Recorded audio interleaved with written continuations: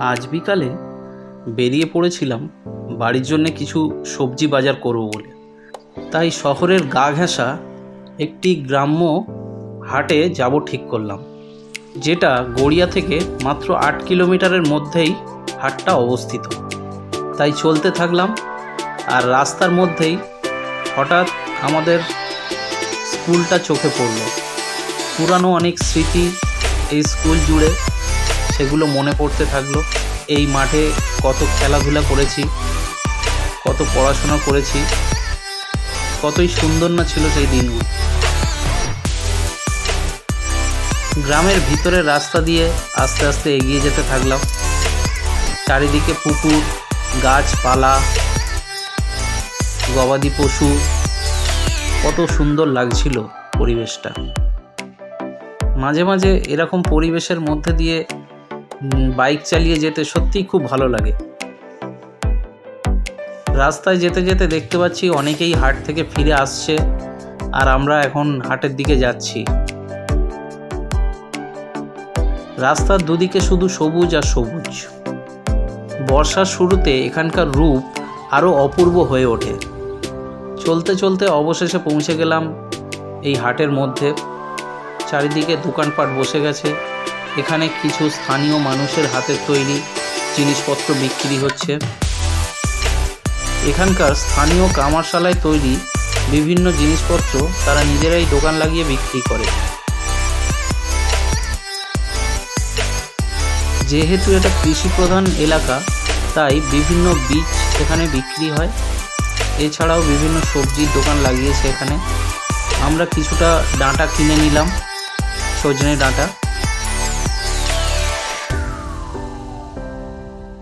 এখানে বিভিন্ন সাইজের পাতিলেবু বিক্রি হচ্ছিল, যেগুলোর দাম বিভিন্ন রকম ছিল।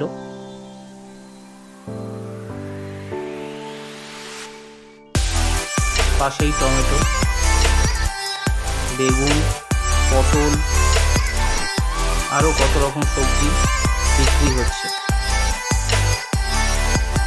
ভিন্ডি, টমেটো, আরও অনেক সবজি ছিল। আমরা কিছুটা রাঙা আলু আর ঝিঙে নিয়ে নিয়েছিলাম। এবার এগিয়ে গেলাম আমাদের বাড়ির ঠাকুরের ধূপ কেনার জন্য। আমরা যখনই ধূপ কিনি, বিভিন্ন ধরনের ফ্লেভারের আলাদা আলাদা রকমের ধূপ নিয়ে থাকি। আর এই হাটে আমরা যখনই যাই, তখন এই মাসিমার কাছ থেকেই আমরা ধূপ নিই। ইনি আমাদের নতুন নতুন যে ধূপগুলো আসে সেগুলি আমাদের দেয়, বলে এটা ভালো, ওটা ভালো, আর আমরা সেইগুলোই ওনার কাছ থেকে নিই। আর সত্যিই ধূপগুলো খুবই ভালো হয়।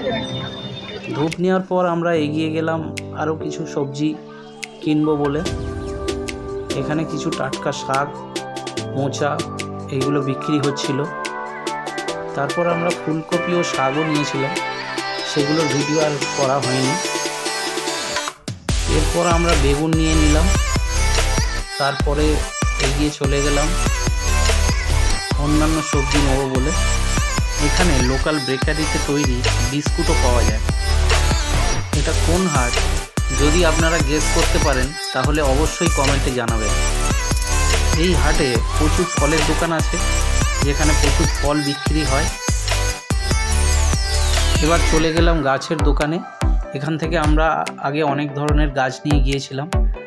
এখন গোলাপ গাছে ফুল আসছে না বলে তাই জিজ্ঞাসা করছিলাম যে কি সার দেওয়া যায় বা কি করা যায় যাতে আবার অনেক ফুল আসে।